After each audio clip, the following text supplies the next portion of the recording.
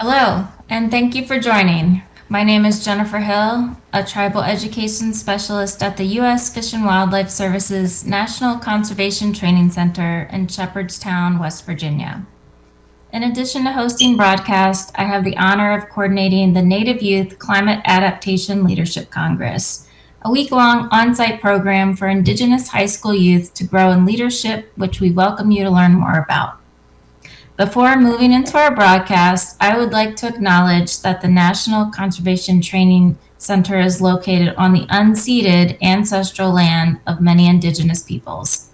While we could not find a full account, we are aware that many peoples have traversed these lands, cherished, and lived on these lands.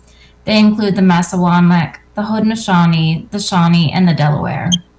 As we learn more about the Indigenous people who continue to have relationships with this land, we better appreciate the good earth on which we work, live, and learn. And we pledge to grow and sustain relationships with Indigenous communities through collaboration on our training, outreach, youth programs, museum exhibits, and more. We encourage others to learn more about the land on which they work and reside, including you. Today, we're going to discuss what generational impact means as Mazie Countryman bravely recounts her experience with the generational impact of residential schools and the profound repercussions of residential boarding schools that's had on her community. We'll briefly explore how this understanding of generational impact resonates with the Department of Interior's work on the relationships we strive to build with tribes and Indigenous communities.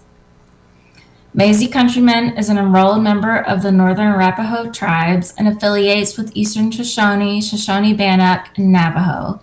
She's a full-time student at Idaho State University, working towards her bachelor's degree in pharmacy. Afterwards, she plans on receiving her doctorate in pharmacy. While working on her degree, Mazie devotes her time to the United National Indian Tribal Youth, or UNITY, Executive Committee, serving as the 2023-2024 Northwest Representative, representing Native youth in Idaho, Alaska, Washington, and Oregon. Mazie was a Girl Scout for 8 years. She earned her bronze and silver awards, as well as gave over 500 hours of community service hours to her community. She proudly carries the values of the Girl Scout motto in her everyday life, which is being honest, fair, considerate, helpful, and kind. She is an active community member and committed to making a difference every day. Whether she is volunteering at community service events or schools, she is always giving back to others. Mazie has always been passionate about climate justice and advocacy for Native youth. She loves to excel in every opportunity that comes her way. One of those ways was that Mazie was certified as a pharmacy technician for the state of Idaho when she was a senior in high school. Throughout her many achievements, Mazie has stayed positive and persevered to get the job done. Mazie believes that everyone deserves equal opportunities and access to resources regardless of their background. I'm very grateful that Mazie has chose to spend her afternoon with us, or her morning. And so, Mazie, I'll now hand it over to you. And we are very grateful again that you've chose to spend your time with us and share your journey with us. And we're looking forward to hear what you have to say. Thank you. So first, I'm going to share my screen so you guys can see my slideshow. And then I'm going to go ahead and introduce myself and tell you guys what I'm going to be talking about today. Can you see my screen? We can. It looks good. Okay. So today I'm going to be presenting a slideshow about residential schools and the generational impact it has caused. So just introducing myself, I'm Mazie Countryman. I'm 19 years old. I'm an enrolled member of the Northern Arapaho tribes located on the Wind River Reservation in Wyoming. I'm also affiliated with Eastern Shoshone, Navajo, and Shoshone-Bannock. I was born and raised in Pocatello, Idaho, and I'm currently a full-time student at Idaho State University studying in pre-pharmacy. And I also serve as the Northwest representative for the United National Indian Tribal Youth Executive Committee. representing all Native youth from Oregon, Alaska, Idaho, and Washington. So that's just a little bit about me, and we're going to go ahead and get started of just a simple question. What is a residential school?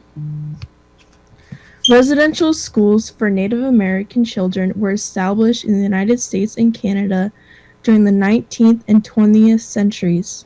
These schools were part of a government policy aimed at assimilating Native American children into Western culture and integrating their traditional custom and languages. The schools were often run by a religious organization and operated under the belief that removing children from their families and communities will civilize them.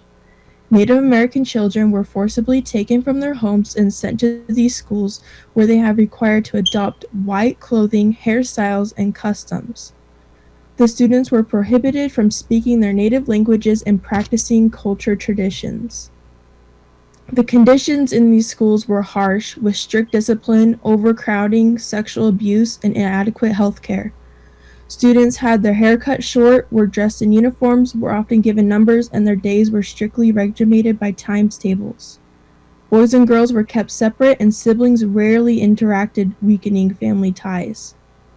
Chief Bobby Joseph of the Indian Residential School Survivors Society recalls that he had no idea how to interact with girls and never even got to know his own sister. In addition, students were strictly forbidden to speak their languages. They were often beaten if they spoke their traditional language other than English, even though many children knew other, or to practice Indigenous customs or traditions. Violations of these rules were severely punished. Residential school students did not receive the same education as the general population in the public school system, and the schools were sorely underfunded. Teachings focused primarily on practical skills. Girls were primed for domestic service and taught to do laundry, sew, cook, and clean, and boys were taught carpentry, tinsmithing, and farming. Many students attended class part-time and worked for the school the rest of the time. Girls did the housekeeping, boys did the general matrons and agriculture. With so little time spent in class, most students had only reached grade 5 by the time they were 18 years old. At this point, students were sent away. Many were discouraged from persevering further education. Abuse at the schools was widespread. Emotional and psychological abuse was constant. Physical abuse was metered out as punishment, and sexual abuse was also common. Survivors recall being beaten and strapped. Some students were shackled to their beds. Some had needles shoved in their tongues for speaking their native languages. These abuses, along with overcrowding, poor sanitation, and severely inadequate food and health care, resulted in a shockingly high death toll. In 1907, Government Medical Inspector P.H. Bryce reported that 24% of previously healthy Indigenous children across the United States and Canada were dying in residential schools. This figure does not include children who died at home, where they were frequently sent when critically ill. The extent to which the Department of Indian Affairs and church officials knew of these abuses has been debated by some. However, the Royal Commission on Aboriginal Peoples and John Malloy, among others, concluded that church and state officials were fully aware of the abuses and tragedies at the school, which was horrible. Some inspectors and officials at the time expressed alarm at the horrifying death rates, yet those who spoke out and called for reform were generally met with silence and lack of support. The Department of Indian Affairs promised to improve the schools, but the deplorable conditions persisted. So that's just a little background of what happened at the schools and why they were created. You can see the points that I put on my slide and also the picture on the left just showing a little bit of what they went through. Their main goal was to take out the Indian of the child, and they were beaten when they spoke their native languages, but most didn't even know English. So yeah, so we're going to go to the next slide. How many residential schools were there? So there were residential schools both in the United States and Canada. There were more than 523 government funded in the United States, and by 1926, nearly 83% of Indian school age children were attending boarding schools. By 1900, 20,000 children were in boarding schools, and by 1925, 60,889 children were in boarding schools. And then in Canada, there are about 130 residential schools between 1831 and 1996. In 1931, there were 80 residential schools operating in Canada. This was the most at any time. So, just to give some background of why the acts and the policies.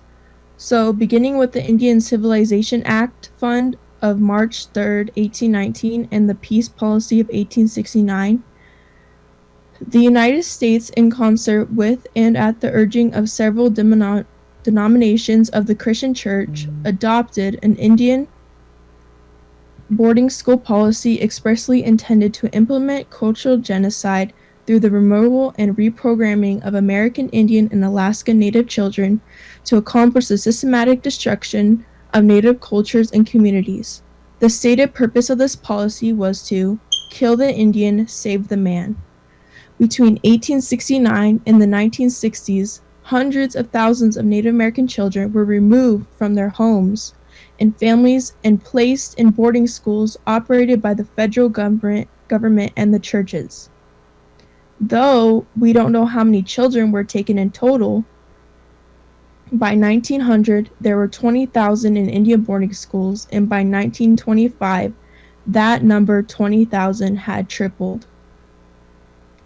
The U.S. Native children that were voluntarily or forcibly removed from their homes, families, and communities during this time were taken to schools for a way where they were punished for speaking their native language, like I stated earlier, banned from acting in any way that might be seen to represent traditional or cultural practices, stripped of traditional clothing, hair, and personal belongings and behaviors reflected of their native culture. They suffered physical, sexual, cultural, and spiritual abuse and neglect, and experienced treatment that in many cases constituted torture for speaking their native languages.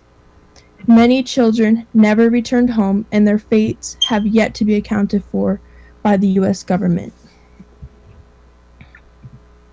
So we're going to go ahead and play a video on YouTube that's going to just describe and show you guys more, and it also shows some survivors on the video as well.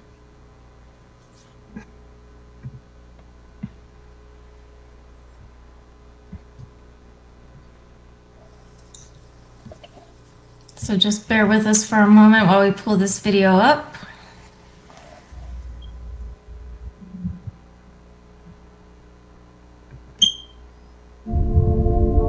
I was adopted by a white missionary couple. I was adopted. Immediately placed for adoption. I was in foster care with one family for 18 years. They were white.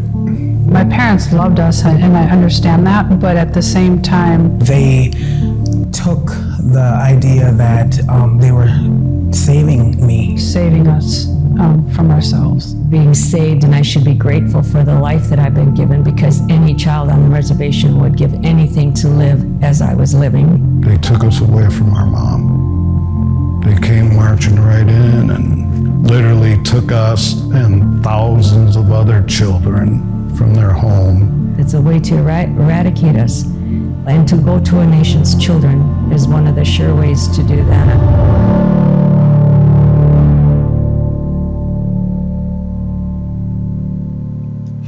The U.S. has a long and brutal legacy of attempting to eradicate Native Americans. For centuries, they I was adopted by a white missionary couple. I was adopted. Immediately placed for adoption. I was in foster care with one family for 18 years. They were white. My parents loved us, and I understand that, but at the same time, They took the idea that they were saving me. saving us from ourselves. Being saved, and I should be grateful for the life that I've been given, because any child on the reservation would give anything to live as I was living. They took us away from our mom. They came marching right in and literally took us and thousands of other children from their home. It's a way to eradicate us. And to go to a nation's children is one of the sure ways to do that.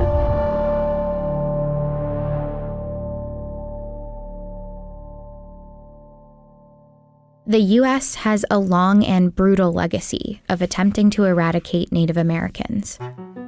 For centuries, they colonized Native American lands and murdered their populations. They forced them west and pushed them into small, confined patches of land. But Native Americans resisted. A Board of Indian Commissioners report said, instead of dying out under the light and contact of civilization, the Indian population is steadily increasing. And that was an obstacle to total American expansion.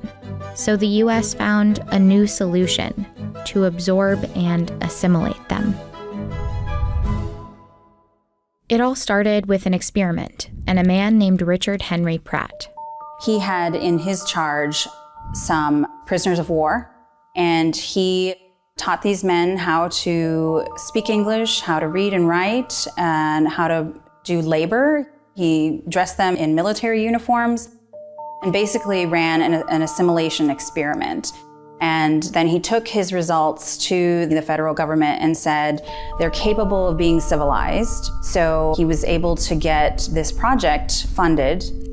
In 1879, the government funded Pratt's project, the first ever off-reservation boarding school for Native American children. His motto was to kill the Indian and save the man. What started there at the Carlisle Indian Industrial School was nothing short of genocide, disguised as American education. Children were forcibly taken from reservations and placed into the school, hundreds, even thousands of miles away from their families. They were stripped of their traditional clothing, their hair was cut short. They were given new names and forbidden from speaking their native languages. To take our children and to indoctrinate them into Western society, to take away their identity as Indigenous peoples, their tribal identity. I think it's one of the most effective and insidious ways that the U.S. did do harm to Indigenous peoples here, because it targeted our children, our most vulnerable. And they tried to make us ashamed for being Indian, and they tried to make us something other than Indian. There are also accounts of mental, physical, and sexual abuse, of forced manual labor, neglect, starvation, and death. My great-grandfather went to Carlisle, and nobody in my family ever talked about it.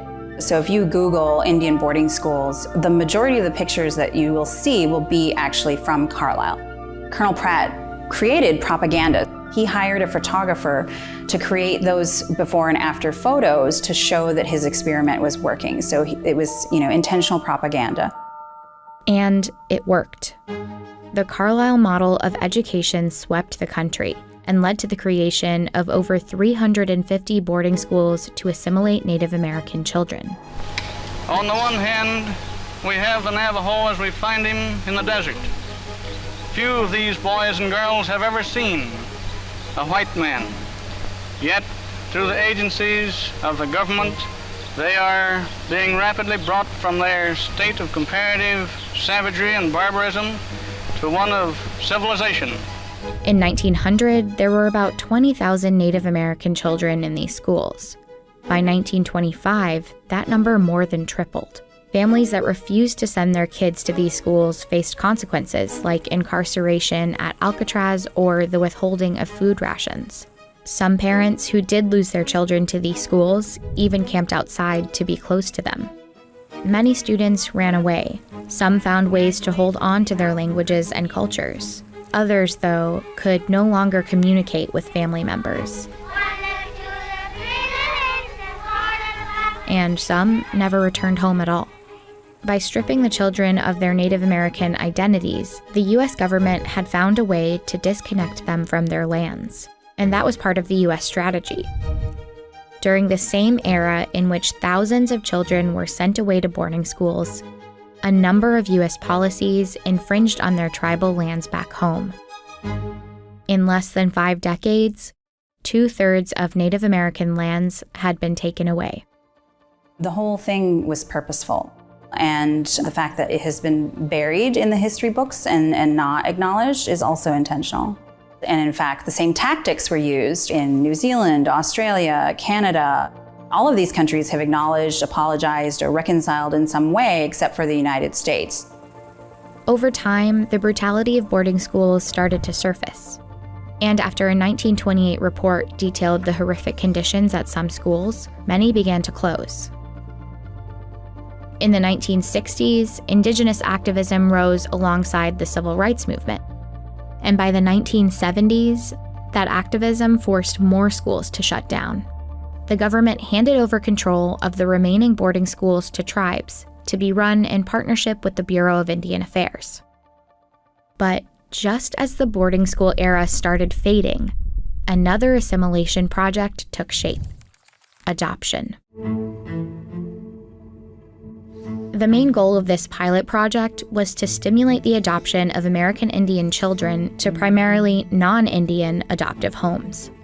They claimed it was to promote the adoption of the forgotten child, but it was essentially a continuation of the boarding school assimilation tactics. And the strategy came with a financial advantage for the government too. Adoption was cheaper than running boarding schools. But first, adoption officials had to sell white America on the idea of adopting Native American children. Feature stories like this one in Good Housekeeping marketed them to white families. They were described as unwanted, and adoption gave them a chance at new lives.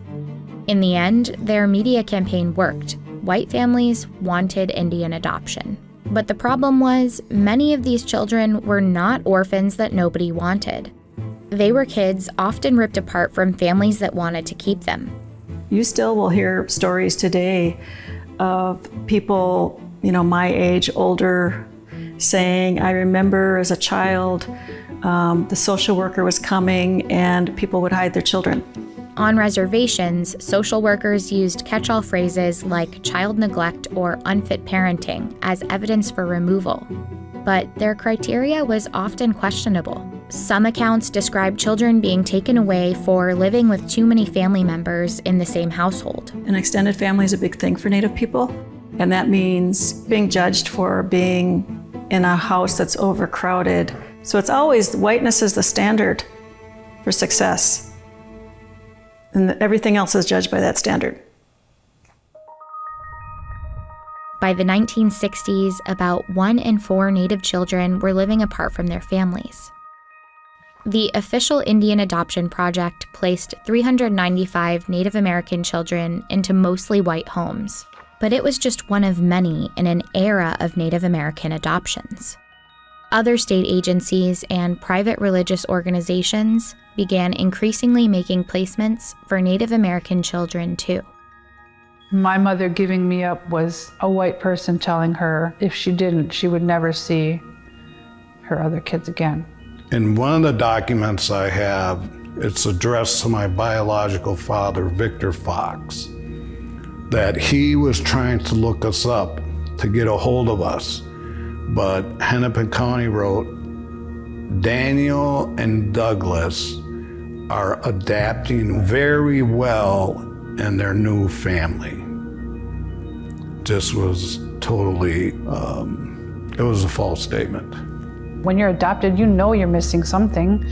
I think I've likened it to having when someone has a 500-piece puzzle and they have all the pieces to make this pretty picture except one. My adoptive mother was not well, verbally, physically, and sexually, and spiritually abusive. So by the time I was 14, I started drinking. 15, drugs were added, and I became an addict. To numb, I didn't realize I was numbing pain. I tried suicide, tried slicing my wrist one time. Children were taken and believed like I believed for a long time. that there was something wrong with me versus something wrong with the system. The Indian Adoption Project was considered a success by the people who set it in motion. Officials claimed, generally speaking, we believe the Indian people have accepted the adoption of their children by Caucasian families and have been pleased to learn the protection afforded these children. But the truth was unsettling. These hearings on Indian children's welfare is now in session. Well, I was pregnant with Bobby, and the welfare kept coming over there and asking me if I'd give him up for adoption. Before he was even born? Yeah. They picked up my children and placed them in a foster home. And I think that they were abused in a foster home. 4 years after Native people organized in this Senate hearing, Congress passed the Indian Child Welfare Act, known as ICWA. It gives tribes a place at the table in court. States would be required to provide services to families to prevent removal of an Indian child. And in case removal was necessary, they would have to try to keep the child with extended family or another Native American family. Without our relatives, we cease to exist. So with Native people, part of our wealth is in our family. It's in who we're connected to. But the legacy of family separation in Native communities has been difficult to fully undo. Today, Native American children are 4 times more likely to be placed in foster care than white children, even when their families have similar presenting problems. In these cases, ICWA is often the best legal protection they have, and it's been under attack repeatedly. A young girl ripped from her foster family because of the Indian Children Welfare Act. White adoptive families intent on keeping Native American children have tried to do away with the act, and they're often backed by conservative organizations. The Indian Child Welfare Act was dealt a blow earlier this month. The subject of a lawsuit issued on Tuesday by the Goldwater Institute, arguing that preferences given to American Indian families to adopt Indian children is unconstitutional and discriminates based on race. It's a way for these industries, these very powerful industries, to try to attack what Indian identity is. Wanting to overturn ICWA is connected to everything about who we are as a nation. So if we don't have any protections for our families, and if we don't have protections for our treaties, then we have no more Indians. We've been under attack, we're going to continue to be under attack, and we have to just keep fighting. It's in our DNA to survive. We are nations that pre-exist European contact, and we are still here.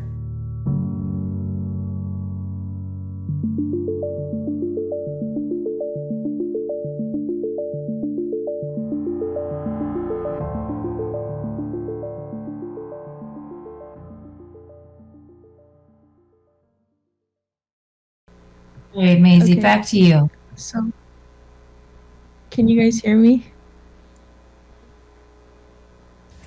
Yes. Okay. So, next, I just have a visual for you guys. On the left and the right, it just shows when they got into residential school, and then during. You can see they cut their hair, they changed their clothes, just made them more of the white man, a stereotype. So anyways, like I was saying, this is just a visual of children before and after they went into residential school, and they made them more of the white man and took all their culture, what they wore, their hair was cut off, and yeah, so we're gonna go to the next slide. So my great grandma is actually a survivor of residential school. I don't know the name of the school she went to, but I know it was in Wyoming, and she grew up on the Wind River Reservation, and she is Eastern Shoshone. She was born on January 19th, 1932, and was only 5 years old when she went into a residential school in Wyoming. The picture on the left, the little girl, that is her the same year she went into the residential school. So from her experience, she recalls being punished for talking Shoshone, which was the only language she knew. She did not know any English. She was slapped for talking English. She was given small shoes that she wore the entire time she was there and ruined her feet and permanently made them small. So her feet are still the same size of when she was that age because they just made her wear the same exact shoes. They cut her hair off, they put her in lye baths, and many other ugly things that I don't really want to share. So here's some pictures of her. She's still alive today. She is 92 years old, and she's a very strong woman. Yeah, so there's some pictures of her. Her name is Vivian Teton Armejo, and we're going to go to the next slide. So when I was thinking of this presentation about residential schools, there's a lot of generational trauma that comes with it, and just hearing her stories and knowing what she went through. So there's 4 generations between us. So there's my great-grandma Vivian Teton Armejo, then there's my grandma Joyce Armejo Anthony, and then there's my mom Tanya Anthony Countryman, and then there's me, Mazie Countryman. So we're all still alive and very strong, and she has taught us to be strong, my mom, my grandma, my great-grandma. And so I'm just going to read a little note I made about generational trauma. So the generational impact of boarding schools can affect interactions between Native American communities and federal employees. Historical trauma and the loss of cultural identity can create challenges in these interactions. Federal employees need to approach these instances with empathy, cultural sensitivity, and a willingness to learn. By actively listening, educating themselves about Native American history and culture, and engaging in meaningful dialogue, federal employees can foster understanding and work toward healing and reconciliation, while each trauma has its unique aspects. There can be shared threads of wisdom, knowledge, and resilience that emerge from these experiences. Through the process of healing and overcoming adversity, individuals and communities often develop strength, empathy, and a deep appreciation for the importance of connection, culture, and support systems. So, like I was saying earlier, when she was in residential school, she was not allowed to speak any Shoshone, and she wasn't able to pass that on to her kids, meaning my mom, and then my mom wasn't able to pass that on to me. So that is just one example of the generational trauma is our language. Our language was not able to be passed down generation to generation because it was lost when she went to residential school. And just knowing that this could have been stopped is really important, because just thinking, like the video was saying, of the survivors, just what they went through was horrific, and there was no point of them having to become the white man and the white stereotype. So yeah, that's all I have for my presentation. I'm open to any questions, but there's my emails in case you want to contact me about this topic or anything like that. So thank you.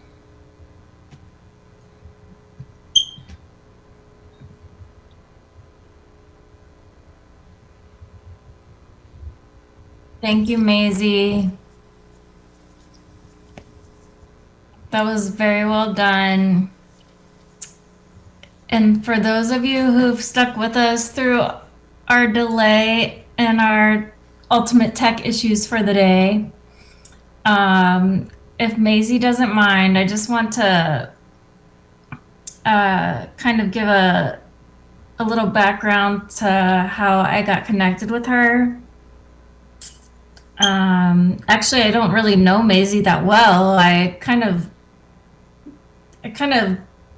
pounced upon her on a table at the Tribal Youth Summit at the White House, and I was like, "Oh my gosh, I think you would be perfect for a broadcast." We were at the Tribal Youth Summit, and she was sitting in a panel speaking about this very topic that we're talking about today. I couldn't really see her that well from where I was sitting as a federal employee, mashed on the sideline, told to stay away, which I totally get and appreciate. But I could hear her voice and I could hear her tone, and I thought, oh my gosh, that I want to hear more from her. And I really want her to talk to the people that we work with, our colleagues and our peers. And so during a break, I was like, where's Mazie? Where's Mazie? Can somebody point me to Mazie? And so then I approached her at the table and I was like, so this is what I do, and would you mind talking on a presentation? And so that's why we have her here today. So I'm so thankful that she was willing to speak with us today. So I just wanted to give a little context to that and that setting. And we will open it up to questions and answers. It looks like lots of supportive messages have come through about the tech challenges. Thank you for that. We appreciate your understanding. And we'll send out the link to Mazie's YouTube video that she shared with us. That's actually the first time I've seen that video. I don't know if I could stand to watch that again. That's really heart-wrenching. Yeah. But Mazie, what you've shared with us is super, I just think it's really eye-opening for a lot of the folks in the federal government. I think one of the questions that maybe we could elaborate on, if you're willing to share, is how do you think some of this generational trauma might come out in different ways when tribes interact with the federal government today? And how should the federal government, my first question is, how do you think some of that generational trauma might come out with interacting with the government today? I feel like I can speak to that from my end, like receiving that on my end, but I would like to hear from your end how you think that might come out. Like, what do you mean come out? Do you think that sometimes the generational trauma might be reflected in different ways to to tribes engaging with federal employees in different ways? Like they might act a certain way that they might not mean to just because it's a federal employee, or they might mean to because it's a federal employee, or it's just kind of like a trigger. I feel like this is a really deep topic to get into. Does that make sense? I would see it as more of a trigger. Can you hear me? Yeah. I would see it as more of a trigger. I know there are stereotypes about Native Americans about, oh, they're just alcoholics, or, oh, they're just addicted to drugs, but they can't help it. That's how some cope with this. So they could take it in the wrong way of, oh, they're just alcoholics or drug addicts. But no, that's just how some may cope with it. Yeah. And I think what's important is for federal employees to realize that all the trauma that Indigenous communities have gone through, they need to be cognizant of that over this time span. And so when they interact with Indigenous communities, they need to keep that in mind. So the reactions that they get might not be personal, they might be reflective of all these generational traumas. reflective of how they feel. Yeah. It looks like, thank you for slogging through the ultimate bad tech day to bring us this important presentation. Okay.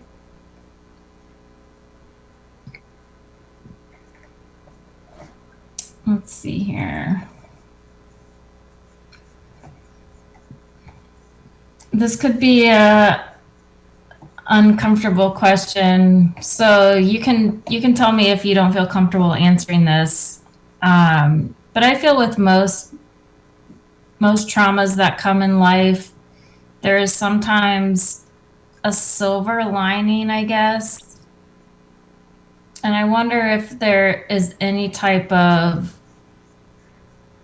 silver lining that comes with generational traumas, like with other types of generational traumas that other communities feel, especially minority communities, that they feel. Have you seen or experienced any type of that, like any type of hope that's come out of this? Like, what do you mean silver linings, like with other minorities? I guess I mean, like, is there any type of wisdom or knowledge that has been learned through this horrible experience that's been, or a sense of hope that's been learned through this that you can share with the generations coming forward, that they can look forward to a sense of hope moving forward in the next generations to come, that you'd be willing to discuss? Like I was saying in my presentation, my great-grandma, my grandma, and my mom have only taught me to be strong and to stand up for myself. So I feel like that would be how I would relate to other minorities when they're going through something like this, is just to stand up for yourself. I think that's really the only thing I can say towards that question. If that's okay. No, I think that's, yeah. I think that's wonderful. Yeah. Keep being strong for yourself.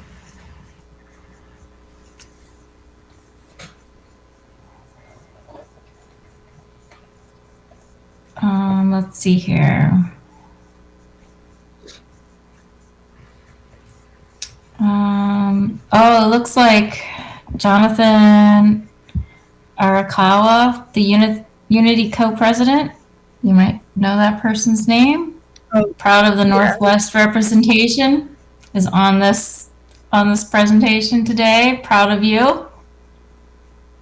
And should be. Thanks, Jonathan.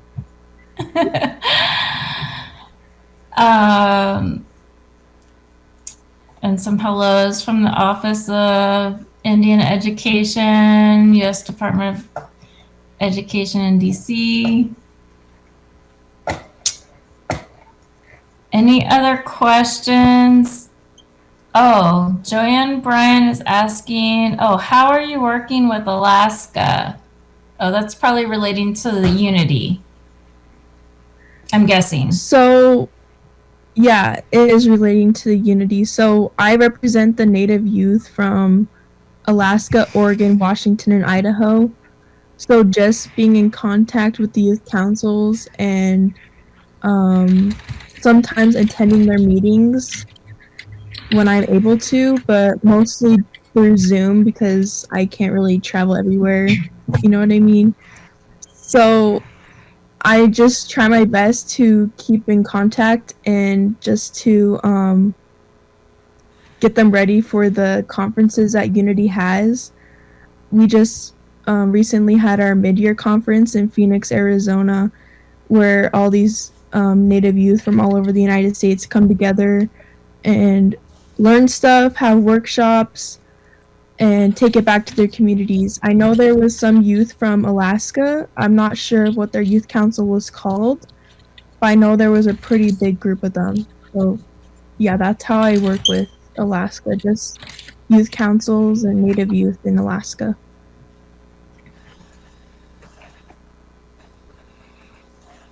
Great. Thank you.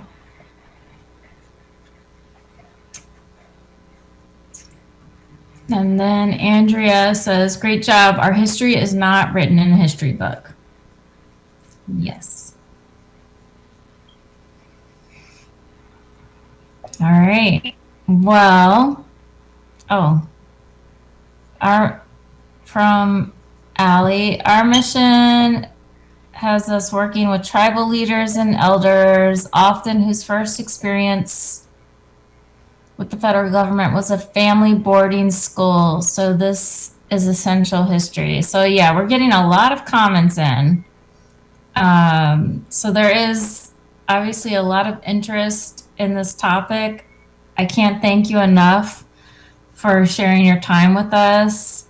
I think this has been a wonderful exposure and introduction to this topic for our federal family, our federal colleagues, I guess I should say, to hear about this and maybe want to learn more about this. If they don't know much about it, maybe they'll learn more, take the time to seek out more information. The audience is asking for your contact information. So I think we're gonna share that back on screen, Mazie. Is that okay with you? Yeah, I can go ahead and share that. Let me pull up the slides again. We can also paste that in the chat if that's fine. You want me to paste it in the chat instead? Yeah, we can share. Yeah, we can share it in the chat if that's easier. Okay, I can go ahead and do that. Yeah, and then we'll just put that in the chat. And then for folks that are on this call, if or on this broadcast, I can also filter through messages to Mazie in the future so that she can get them and doesn't get overwhelmed with messages.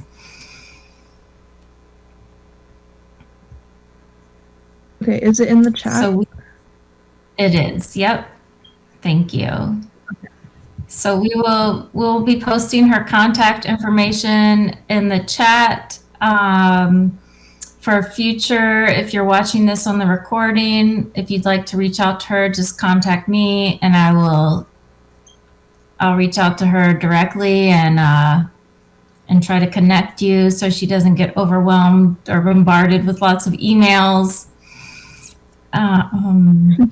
But yeah, and I think we'll go ahead and wrap up this call or this broadcast.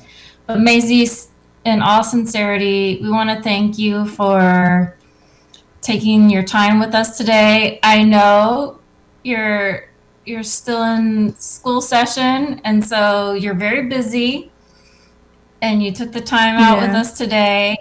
So we appreciate that, and I know that this touches very true to home and heart, this topic. So more importantly, we thank you for that. And being willing to share with that. And with that, we hope that you can all join us next month. Just as a notice, our Indigenous Connections broadcast series will be held a week earlier than normal. It's going to be on Wednesday, March 13th at 3 p.m. Eastern Time. It'll be Remembered Earth in remembrance of Mama Day.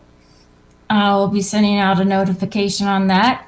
And as a reminder, each broadcast is recorded and available on NCTC's website. If you wish to learn more about this broadcast series or to be added to the listserv, please just email me at Jennifer Hill. So that's Jennifer_Hill@fws.gov. We also welcome your broadcast suggestions. So anything you'd like to learn more about, or if you have contacts for any kind of broadcast topics, please send them to me. And thank you for joining us today.